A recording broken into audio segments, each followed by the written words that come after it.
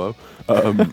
But also can get you a TG Harp Librarian on the field. Just saying, just saying. Anyway, but what we have here is actually Altergeist Yummy, which is really cool. So for me personally, back a few years ago now, I was a huge fan of the Altergeist engine. I see. Maybe with some unpopular cards, like Mystic Mine, but that's just me personally. Fair. But today we've got Joshua playing just the Meloseek and then the Malwisp as well, which acts as that just a little bit of extension. When it's added from the deck to the hand, it will summon itself, and then on summon, it will summon back the Meloseek there. So the Meloseek acting both as a little bit of removal, with its attacking directly to then get rid of a card on his opponent's side of the field, but then that little bit of extension as well, once the Meloseek's linked away and you get to add that Malwisp from deck to hand. It's quite creative, I would say. Yeah, absolutely. And as you mentioned to me earlier as well, when we sort of discussing this deck, is that it is also a level 3 tuner, so you can hard make the Herald with that. Yeah, exactly. Which is quite hard, quite interesting. We have words. I do believe we saw the special summon of the Marshmallow and then the normal summon of the Saji, I think that is there. Yes, Saji, yeah. So obviously going into game one, James taking it away here. Already been hit with the Fuelos into a draw, which, at least from my opinion, like it's just, I guess you're just trading that one draw you're getting off the Fuelos for the draw and Lockbird there. Absolutely. Which I think, if I see a Mitsurugi card, I'm more than happy to go ahead with that trade. Oh, 100%, yeah. It does just shut down their turn more often than not. Exactly. I do think, yeah, we are still playing here, so I think we actually started with a pretty strong hand, actually. Yeah. So we've already got the surprise, which, at least as the a Yummy player, I think I just want to see that going ahead. Oh, we do see the Ghost Spell coming out, though. Exactly, which maybe it's not so good now. But, but we're going to see James most likely link into an Almirage here. I would imagine maybe, so. we'll see how it goes, actually. But Joshua just seemed to have all the answers here. Yeah. Looking at James' hand, maybe there's not actually that much ways to extend now. You've already been essentially triple hand trapped here. We are just going to an SP, which, hey, not a terrible thing to end your field on by any means. No, exactly. And I think just getting rid of a resource here. Obviously, as James, you don't know exactly what your opponent's playing at this point. So getting rid of the Drawn Lockbird means that maybe if playing against Dracotel, you're just trying to prevent yourself from getting hit again. And then not a daft thing to do in the slightest. We do see the Marshmallow coming down now, immediately kind of letting James know it's a variant of a mirror match of some variety. Especially, I guess both players starting with that Mal there, it's quite funny. Yeah, I mean, hey, it's a powerful card. It will do a lot for the strategy. And we do see the, not a Croaky, it's the Mignon. That's which here will just be that little bit of extension. Another Ghost Spell. Another Ghost Spell. Hey, I mean, it's good cards. Another Marshmallow. I think the normal summon there, if I'm not mistaken. Yeah, and I think this is just such a strong way to be starting this turn. Just getting into your names now with the Cup C, it's getting these additional resources. It makes it really hard for the SP Little Knight to actually get some value across here, right? It really does, yeah. And we're going to see it discard of the Black Goat last as well, which is... That is powerful, wow.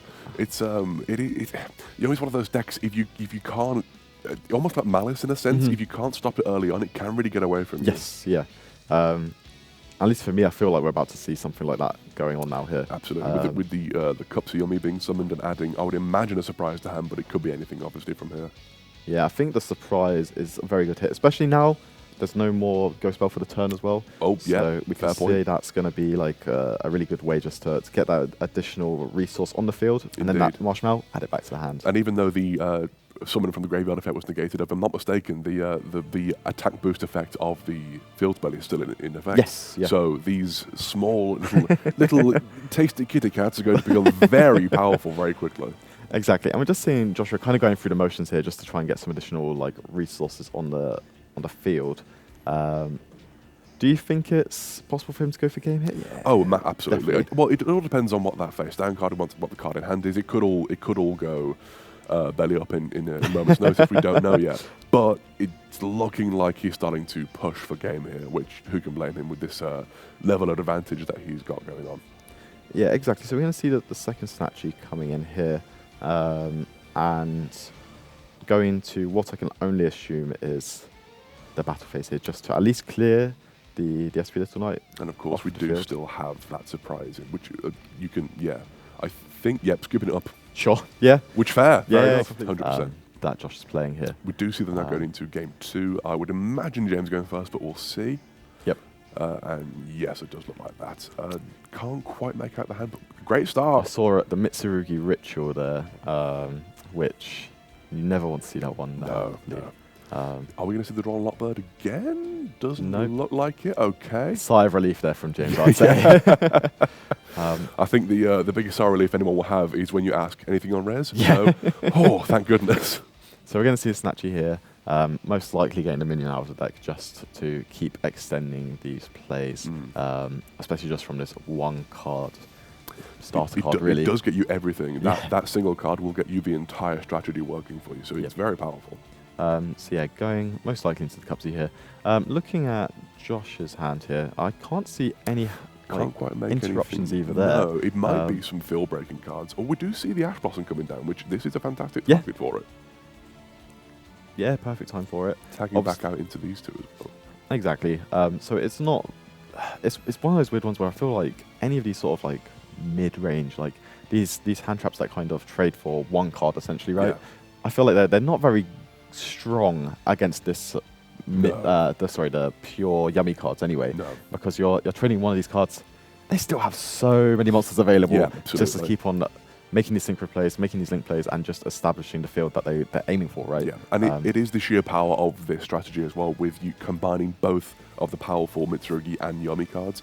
You get that access to, not only can you, it doesn't seem like he's going to be doing so here, but you know, some games you can get stopped, like maybe burn through 3 of your opponent's hand traps using your Yami combo, and then, by the way, Habakiri. And you just carry on playing. We do see the start here, Marshmallow from Joshua. Once again here for Joshua. Going to start the turn off, I assume in a very, very similar way to what's happened last time. You would think so. Ooh, the Infinite Impermanence. Powerful. Good. Let's hope he just remembers about the zones here. Let's hope so. Not a repeat of last time, unfortunately. There's no Croaky there, summoning the Cupsy. Going to go for the effect there. Again, you'd imagine the surprise coming out here. Yeah, it depends how many forms of extension, in my opinion. Very true, very true. I left there. Obviously, surprise is the extender there, but just if you want some additional names. You might already have it in hand. Yeah, exactly. Yeah, absolutely. Forming Synchro Summon. Again, I'm going to assume we're most likely going through Cupsy here. You would imagine so here, yeah. You definitely imagine so. And we do have the powerful effect of a Croaky happening here to be able to destroy some of your opponent's cards as well.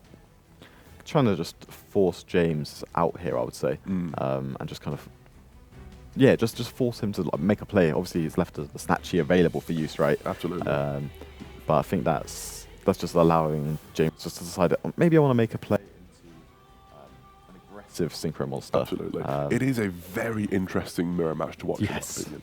I think there's loads of layers, and it's just like trying to decide when's the most opportune time to tag out and like return one of your synchro monsters to the extra deck, get those additional 2 monsters back onto the field, and then just how you navigate through the turn, going for each different synchro monster. We do see that Altergeist get discarded there.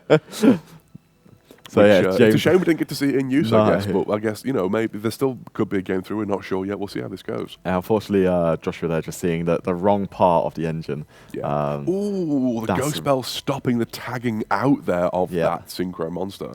Yeah, I think that's really, really strong here.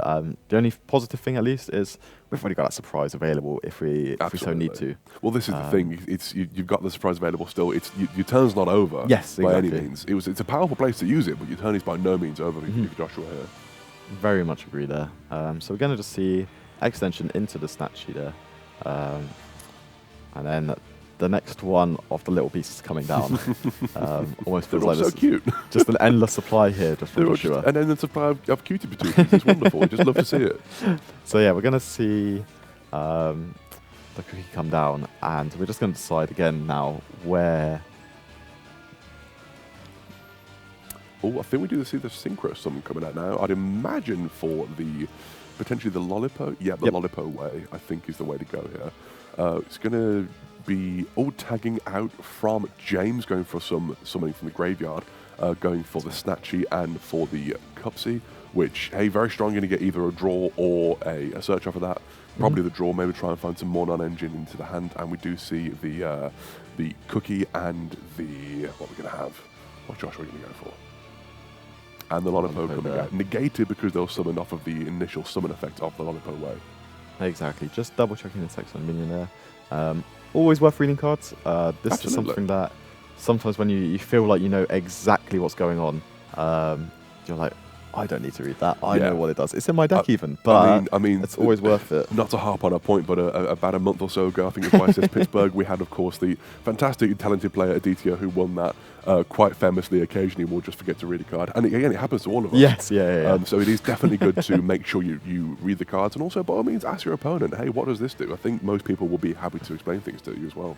Yeah, exactly. And I think that's one of the most important aspects of playing like trading card games such as Yu-Gi-Oh! It's just you need to make sure not only do you know what every single one of your cards do, but the important thing for this card game is just knowing exactly what every single card your opponent can play. Not even every card they have. Yeah, absolutely. Every single thing. I think I think that is the what I would call the secret sauce of this game. It's such an interesting part of the game is you can learn your deck pretty quickly, pretty easily. Most decks you can pick up in a day or two, but you then have to learn how do you play against every other deck with your deck, and it's a really like a fun way of thinking about the game, in my opinion. Yeah, and I think it's all about getting that little bit of advantage out of it. Be it, I'm just trying to make sure I know what they do, so I know exactly how to use my cards and get the most full value. Make sure that I can use one of my cards and maybe I get to trade for one of their cards or two of their cards, sometimes even more than that. And I think that's, massive skill for this game. I do think James is doing an admirable job here as well, considering that he ended his turn on just a Snatchy plus a something to synchro with. He's doing a lot with not a lot of resources. It's quite impressive to see. Exactly, and it feels almost like he's kind of getting there, really. Joshua's only really got the surprise here, just to kind of live on, I would say. Absolutely. Especially once this Metal Marches came down. What are you really going to do with it? You can make a Herald of the Arclight, but nobody really wants to do that right now. I wonder what option. No, I think it is just Herald in the deck that you could use here. Yeah. I mean, how much attack does Herald? I don't think enough. No, it's only about 600, I believe. Yeah, wow. That is small. I knew it wasn't a particularly attack or stat powerful card, but goodness me, I didn't realise that. Wow, yeah. So he might see Joshua. I mean, also the fact that a lot of James's cards will be boosted by that minion on the field, so we're not really sure what's going to be happening here, actually. So yeah, we're just going to watch the infinite impermanence there on the Marshmallow just to stop the surprise from coming back. 2 infinite impermanences in the opening hand is not nothing. Yeah. And that does mean that there are now 2 columns that Joshua has to be aware of. Yeah. And it's important to keep in mind, it does come up. It does come up. Yeah, and I think at least whenever I'm playing into an opponent's field, I'm just trying to avoid any columns that they have any cards in. Even if I have to go like somewhere where maybe I don't traditionally play my cards, I'll go anywhere I can. It's the worst thing is when you have a habit of putting your cards in a certain place. And I think that personally, by all means. But I think if I was on Josh's side, I'd kind of consider it as well. Even going first. Once again, with the Marshmallow here. Marshmallow starting 8. It's a strong card. Yep. We'd love to see it. So we're going to see again. I think we've seen this from him every single game so far, isn't it? It's a classic way to start out your strategy with Yummy. Marshmallow into Snatchy, into Mignon, into other stuff. It all works, and we know what it does, and it's powerful. There's a reason why it's so popular. All working up to really just into the Cup C Yummy way here. So Josh checking he's getting the right Synchro Monster out of his extra deck here. Go for the Cups where the looks of things to hopefully try and search, and it seems that is going to go through. Not met with an Ash Blossom or anything of the means. Again, it feels like very hard to interrupt with this, right? It really does. James, known for his infinite impermanences. Yeah. You cannot stop that here. No, not at all. You can try, but it's not going to go very well for you. If anything, it's probably more advantageous, right? Absolutely. Discarding the Ghost Spell off of that is confident. Maybe signaling he might have one in hand still. Yes, potentially. So we're going to see the Cup C come down here, probably once again grabbing that surprise from the deck. We're shocked if it weren't. Yeah. No, it might not be. It might not be. We don't know. Oh, no, it wasn't. Yeah, there we go. Hey, there you go. The one time you predicted it. Looking at James's handout, I saw pre-preparation of rights, which... Okay, it's a lot. Does a lot for the tragedy. It's, for me at least, I think that's one of my favorite Yu-Gi-Oh cards. Just with the sort of range that it can kind of enable, not just for the Mitsurugi deck, but just all of these different strategies. I always talk about the way that like you're trying to get this advantage, right? But not only does it normally get out your monster, but in a lot of other different ritual-based decks, it gets out both parts of the puzzle, right? Yeah, and that's just so key. But especially within this deck, Habakiri and Mitsurugi Mirror, it's a very powerful card. Very exactly. powerful card. It's interesting to see him discarding the Ghost Spell. I have to assume he has another one in hand if he's just going to discard that so freely, because it does do a lot to pretty much all parts of the Mitsurugi Yumi strategy. You can use it on the pre-prep, you can use it on the Mitsurugi Mirror, you can use it on the Mitsurugis wanting to summon themselves from graveyard. There's a bunch of Yumi cards that don't like it. I just have to assume he's got one in hand. But we do see the Herald coming out here, which is obviously an extremely powerful card to see on Joshua's side of the field here, and also carrying on the Yumi combo as well. Especially just into this this sort of matchup as well, where the Mitsurugi cards are available. So it means that if the Mitsurugi ritual's ever activated, those cards will be removed from play. Which, although it's not like a massive factor when you're playing the normal deck, you've got Kusanagi to add those resources back. But when you're playing even less of these Mitsurugi names, and I only see 5 monsters, including the Saji there. You just don't really have that much to work around if the Herald or the Altergeist there. You really don't. We do see the Silver Hat Rabbit coming out now, which is I'm very happy to see, because I just like that card. It's a cool little guy. He's a good little guy. He's a little guy. And I think just for Joshua, this is just adding so many extra layers. There's a lot of conversation around what makes like a deck really good in Yu-Gi-Oh! And for me, it's always if there's a spell or trap you can search in your deck that makes an interruption. Obviously, you have your monsters on the field. You may have layered interrupts within the hand or the graveyard as well. All these types of things. It just means that you're really flexible in not only how you respond to your opponent, but also what kind of really good cards they may have. Like you can play around cards like Dark Ruler No More, for example. Even like Super Poly, or even just like the plethora of hand traps as well, right? Yeah, absolutely. I mean, it is such a powerful card to throw out there, because it not only is it effectively a bit of an MST itself, Silver Hat Rabbit, but also you have that negate coming out from the Apophis trap. Yeah, exactly. And once again, we're seeing the surprise, summon back the Mao, get back that surprise. All fairly standard fare here, but it is powerful, standard for a reason. Yes. I'm quite sad we haven't really seen an Altergeist card. That was the whole thing. I was so excited to see that, being a big fan of Meluseek myself. But we're going to see the Apophis engine here. Reading the card, gotta be done. It's useful to do. I don't think you can reset that. I think but mistakes happen, it's all good. The one thing for Joshua and James to remember here is that just like we're very close to not having enough zones. Very true. To get maximum value from that is a genuine concern, because if you can tag out that single monster to summon 2 things, which is fair. After that, you're going to have a full field, so it's going to be tricky to deal with. You see the prayers coming out, I'd imagine in the draw phase. You'd hope so, at least. I would imagine as well, just to give a little bit of respect to a possible John Bird. Oh, the Solemn. Just coming right out there with the Solemn Judgment. I do not blame him, just saying no for half your life points. I do not blame that. I think it's quite a big cost there, actually. It's just, I'd be a little bit worried if there's any other cards that maybe James has that can interrupt. But I guess Prayers is one of the best cards within the Mitsu Yumi deck. Absolutely. I mean, Solemn Judgment, it's one of those things, it is a big cost, but it's usually used as part of your end field of, this is your winning end field. You can't, it's a big swing and you have to kind of win with that. Yeah, very much agree with you there.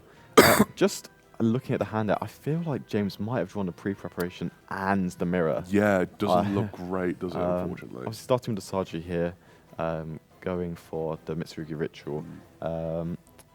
I guess a little bit of difference there. James is only playing 1 copy of that Mitsurugi ritual, so if it is negated here by that Herald of the Arclight, it can be quite tough to recur some of that advantage. Very difficult to get back at that point, Oh, we do see the Amaraj coming out, though, which very good in this strategy, And the Cup C being summoned as well. Going to be seeing an add if that is not negated. I really like the source of bridge here, going from one archetype into the next here, going from the Saji into the Almirage into the Cup C, and now able to push into some synchro plays potentially as well. So that... I'm always consistently in awe and surprised by the ingenuity of Yu-Gi-Oh players to be able to just quickly, you know what, these decks that have no theming in common, I can make that work. Yes, and I love it. It's great to see. It's so creative. especially with like such a iconic card as well, being like Herald of the Arclight. I would say like that card has been around for what feels like maybe a decade at this point. Absolutely, it's very and strong. even now, it's doing so many unique things. Back in the day, you've never even looked to summon it. You used to send it off. Divider of the Herald. Even back before then, it was Necros Kaleidoscope. Oh, of course. To summon your Unicorn. You never even summoned it in that deck. Now, in this strategy, you can summon it, get your engine, and then make another one. Right? Who'd have thought that add ritual cards to hand is a very strong, very strong thing to have? Exactly. It's only taken just a few years. So we're going to see the Arclight negating the Snatchy here, which I think is a pretty good line here. Just as you're trying to like starve James off of the sort of field presence here. Yeah. I mean, ending your field with 2 very powerful negates, with another one with the Apophis Trap as well. There's a lot of negates going on here. Yeah. There's a lot of things that James has to play through here. Yep. But the thing is, what I think is, I guess you have to use the Apophis Trap here to negate the Mitsurugi Ritual. And I think it's, if James had another way to like pressure right now, I think it would be. That is curtains for James, unfortunately. But well done to both players there. They both played exceptionally well.